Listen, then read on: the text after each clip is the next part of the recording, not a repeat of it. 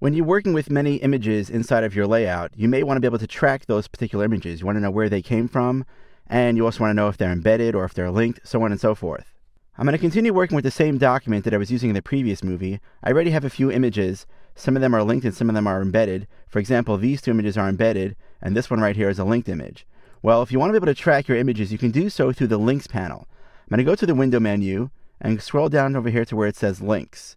So here you can see a panel that identifies the fact that I currently have 3 images inside of my file.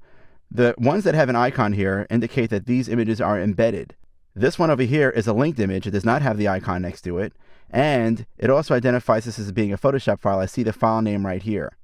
If you click on this particular image over here, there are several options on the bottom.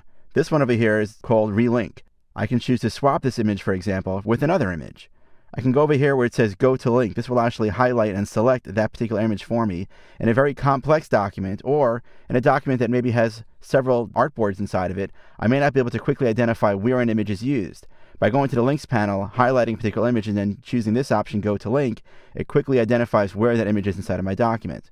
This image over here says Update Link. If, for some reason, this linked image was modified outside of Illustrator, I might see a little icon over here, a little yellow warning sign that lets me know that that image is currently not in sync with the original file.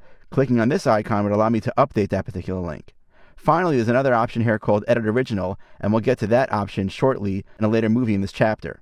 What's also interesting is some of the options available in the flyout menu of the Links panel. For example, there's an option here called Link File Info. We had mentioned way back in the beginning of this video title that there's an option inside of Illustrator in the File menu called File Info, which allows you to modify or add metadata to a file that helps identify that particular file itself.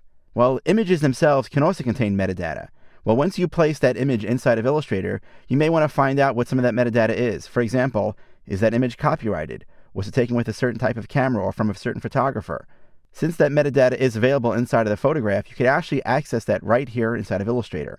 I'll choose Link File Info, and then this dialog box will appear that gives me information about the file. For example, if I go to camera data, I see that that particular image was taken with a Canon EOS 1DS. I also see that the flash did not fire. Obviously, that was taken out on a nice sunny day. And if I go to description, if the person who had taken the photo actually filled this out, I may see that there's a copyright status assigned to this particular image.